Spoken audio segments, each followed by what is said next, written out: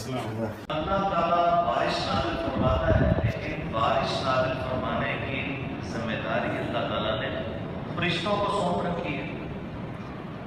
لیکن جب بارش نہ ہو رہی ہو تو ہم کبھی کسی فرشتے کو دعا کے لیے نہیں پکارتے، اگرچہ اس کی ذمہ داری اللہ نے لگائی ہے، ڈیوٹی اللہ نے لگائی ہے، ہم اللہ کو پکارتے ہیں، صلاۃ الاستسقاء پڑھتے ہیں، دعا رات 10:30 بجے مجھے فون آیا، لیکن میں فون اٹینڈ نہیں کر سکا، 2-3 دفعہ کال آئی۔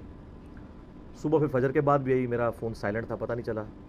بل میں نے فون کر کے وائس میسیج ریکارڈ کروا دیا کہ جیسے ہی یعنی آپ اویلیبل ہوں تو مجھے کال کر لیں۔ تو پھر عید کی نماز کے بعد انہوں نے کال کی اور کہنے لگے کہ جی آپ، میں اب پہلے سے بہتر ہوں تو آپ آ جائیں ملاقات کے لیے، عیادت کے لیے آنا ہے تو یہ بات ہے منڈے والے دن کی۔ تو میں نے کہا جی بہتر تو یہ ہے کہ ہم جمعے والے دن ہی آپ کے پاس آئیں، وہ زیادہ کنوینئنٹ ہے۔ کہنے لگے جی کتنے بندے لے کے آئیں گے؟ میں نے کہا جتنے آپ کے لے آتے ہیں۔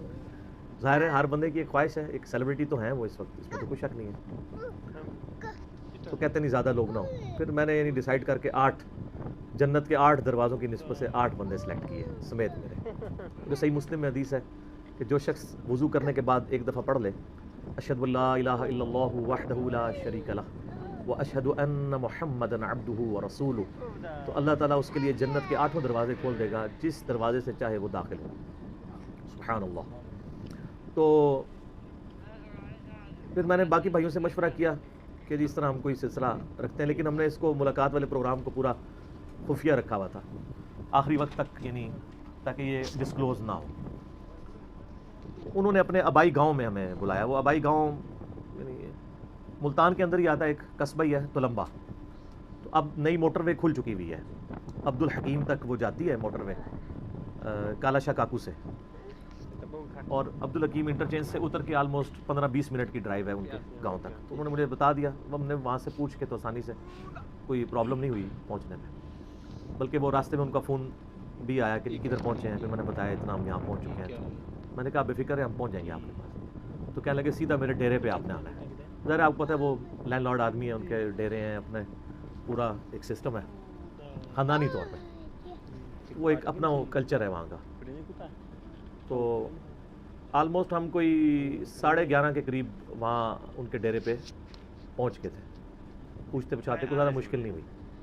تو وہاں پہ پھر ان کے جو بڑے یعنی کلوز ہیں اور ایڈمنسٹریٹر بھی ہیں ان کے مدارس کے، احتشام بھائی، انہوں نے ہمیں ریسیو کیا، اور مہمان خانے میں ان کا جو ڈیرے پہ مہمان خانہ بنا ہوا تھا وہیں پہ انہوں نے ہمیں بٹھایا۔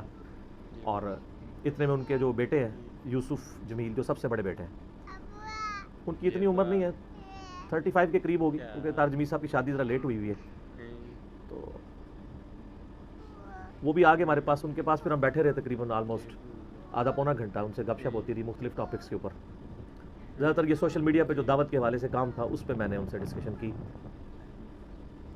اور چونکہ انہوں نے، میں نے بتایا تھا پچھلے دنوں میں نے ریکویسٹ کی تھی کہ یہ مونیٹائزیشن جو ہے اس کو آپ لمیٹڈ کریں، اس پہ ویڈیو اشتہار چل رہے ہیں اور باہر کے ملکوں میں تو انتہائی بیہودہ اشتہار چلتے ہیں۔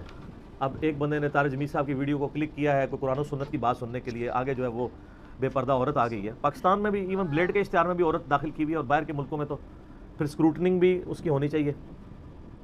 تو ماشاءاللہ انہوں نے یعنی سن لی یہ بات جو پہلے میں نے فون پہ عرض کیا تھا، تو انہوں نے اپنے بیٹے سے مشورہ کر کے مونیٹائزیشن ختم کروا دی۔ تو میں نے پھر یوسف بھائی سے بات کی کہ میں نے ان کو بھی کہا تھا آپ ختم نہ کریں، کیونکہ پھر وہ مین سٹریم سے چینل آؤٹ ہو جاتا ہے، مونیٹائزیشن والا چینل جو ہے وہ پروموٹ ہوتا ہے یوٹیوب کی طرف سے۔ تو آپ اسکروٹننگ کر دیں جس طرح ہمارے بھائیوں نے کی ہوئی ہے کہ ویڈیو اشتہار کوئی نہیں آئے گا، اور جے پی جی اشتہار جو ہیں وہ بھی ان کی کیٹیگرائزیشن ہو جائے، اس کے مطابق وہ ڈسپلے ہوں۔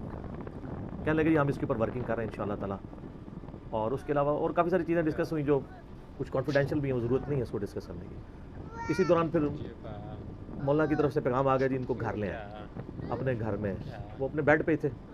یہ بھی ہمارے لیے ایک خوشی کی بات تھی، انہوں نے اپنے بیڈ تک ہمیں یعنی رسائی دی، اور بڑے اچھے طریقے سے یعنی انہوں نے ریسیو کیا، اس کی یعنی بڑی محبت کی۔ بیڈ پہ لیٹے تھے، میں نے کہا لیٹے رہے، اٹھ کے وہ جناب کھڑے ہوئے، بڑے اچھے طریقے سے معانقہ کیا، ماتھے پہ بوسہ دیا۔ عیادت کرنا سنت بھی ہے، بخاری مسلم میں حدیث ہے مسلمان کے مسلمان پہ 5 حقوق ہیں، یعنی جب ملاقات ہو تو سلام کرے، دعوت دے تو دعوت قبول کرے، اور اس کے بعد چھینک آئے تو الحمدللہ کے جواب پہ یرحمک اللہ کہے، 3 ہو گئے. چوتھا بیمار پڑ جائے تو اس کی عیادت کرے، اور فوت ہو جائے تو اس کا جنازہ پڑھے. یہ 5 حقوق ہیں. تو اور یہ سنت بھی ہے، صحیح بخاری میں موجود ہے. سیدہ فاطمہ سلام اللہ علیہا جب نبی علیہ السلام کو ملنے آتی تھیں تو آپ علیہ السلام ان کو بوسہ دیا کرتے تھے ماتھے کے اوپر، یوں ان کو ریسیو کیا کرتے تھے. اسی طریقے سے کوئی بڑا بزرگ ہو، علمی یعنی شخصیت ہو، آپ اس کو علمی طور پہ ریگارڈ کرتے ہوں تو آپ اس کے ہاتھ بھی چوم سکتے ہیں. تو میں نے ان کے ہاتھ چومے، لیکن اس میں حد رکوع نہ جھکا جائے بلکہ ہاتھ کو اوپر کر کے یوں بوسہ دیا جائے. اور یہ بھی صحیح سند سے، الادب المفرد امام بخاری کی کتاب ہے، اس میں صحیح سند سے یہ ثابت ہے کہ سیدنا سلمہ ابن اکوع رضی اللہ تعالیٰ عنہ کو 2 تابعین ملنے کے لیے آئے تو انہوں نے اپنے 2 ہاتھ یوں بلند کر کے کہا کہ یہ میرے 2 ہاتھ ہیں جن سے میں نے نبی علیہ السلام کے ہاتھوں پہ بیعت کی تھی. تو ان تابعین نے ان کے ہاتھوں کو پکڑ کے چوم لیا، نبی علیہ السلام کی نسبت کی وجہ سے بھی اور ایک عزت دینے کے لیے بھی. اس سے 2 ہاتھ سے مسافہ بھی ثابت ہوتا ہے، دونوں چیزیں ثابت ہو جاتی ہیں. اس کے بعد پھر ہم یعنی 8:30 بجے ان کے بیڈ روم میں چلے گئے تھے.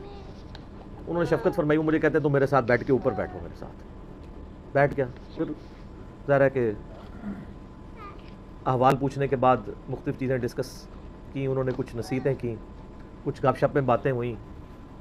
اور ظاہر ہے کہ وہ باتیں ایسی نہیں ہوتی ہیں ان کو پبلکلی اس طرح ڈسکس بھی کیا جائے، بل جو ہماری لیے اہم چیزیں میں وہ ڈسکس کر لیتا ہوں. میں نے ان سے یہ بات پوچھی ایک کانٹیکسٹ میں، اب وہ کانٹیکسٹ میں بیان نہیں کروں گا کہ کیا وجہ ہے کہ جو دیندار لوگ ہیں یعنی ان کے اندر حسد، دنیا کی محبت بنسبت عام لوگوں کے یعنی زیادہ پائی جاتی ہے، جیلسی فیکٹر.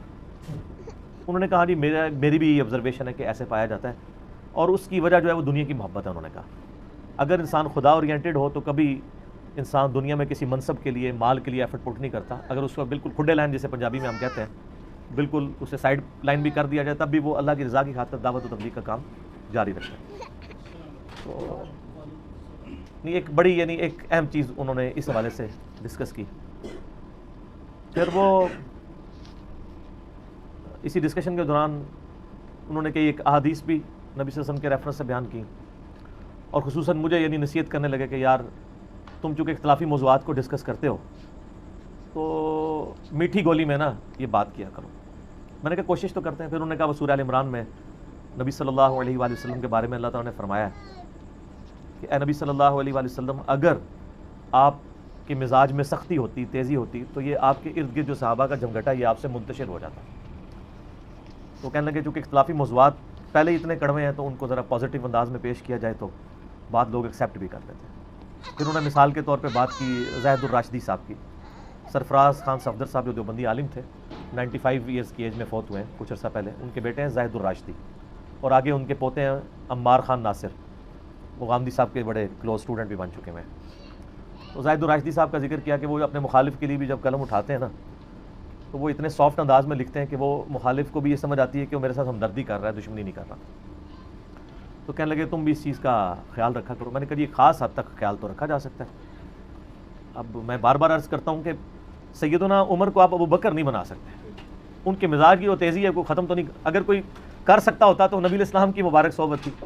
ہر شخص کو اللہ نے ایک شاکلہ دیا ہے، وہ اس سے باہر نہیں نکل سکتا. اس طرح میرا بھی ایک شاکلہ ہے. البتہ ایک چیز کی گارنٹی ہونی چاہیے کہ آپ گفتگو کرتے ہوئے کسی کو گالی گلوچ نہ کریں اور غیر پارلیمانی، غیر مہذب الفاظ استعمال نہ کریں. باقی جو انداز بیان ہے وہ تو ہر شخص کا اپنا ہے. بلکہ سیدنا عمر تو کئی صحابہ کی انہوں نے آپ کو پتہ ہے پھینٹی بھی لگائی ہے، مار کٹائی بھی کر دیتے تھے. اور تلوار تو بخاری مسلم میں درجنوں حدیثیں ہیں. ذرا سا ان کو کسی پہ غصہ آتا تھا تو یا رسول اللہ اجازت دیں اس کی گردن اتار. تو میں حضرت عمر سے تو بہت نرم ہوں. جو مجھے لوگ سخت سمجھتے ہیں نا تو وہ اولو العلم قائما بالقسط بنتے ہوئے پہلے سیدنا عمر کے بارے میں ہمیں شرعی حکم بتائیں کہ نبی علیہ السلام کی موجودگی میں جو اس طرح کا ان کا رویہ ہوتا تھا. ہم تو حضور کے سامنے بھی نہیں کر رہے، 1400 سال بعد کر رہے ہیں، اور ہم نے وہ گمراہی کا دور دیکھا جو حضرت عمر نے دیکھا نہیں ہے. ہم پہ زیادہ مشکل وقت آیا ہوا ہے اس اعتبار سے. تو اگر آج حضرت عمر ہوں تو ان کی حالت کیا ہو. روزانہ آپ کو ٹی وی پہ کتنے شہیدوں کی خبریں آ رہی ہوں، اور ان میں اکثر یعنی علماء ہی ہوں جو ان کے ہاتھوں شہید ہو رہے ہوں. تو کوئی شخص اپنی اس سے باہر نہیں آ سکتا. اسی دوران آلموسٹ 1:45 کا ٹائم ہو چکا تھا. تو مجھے کہنے لگے یار جمعہ تم نے آج پڑھانا ہے ہماری مسجد میں، جو ان کی وہاں پہ مسجد ہے.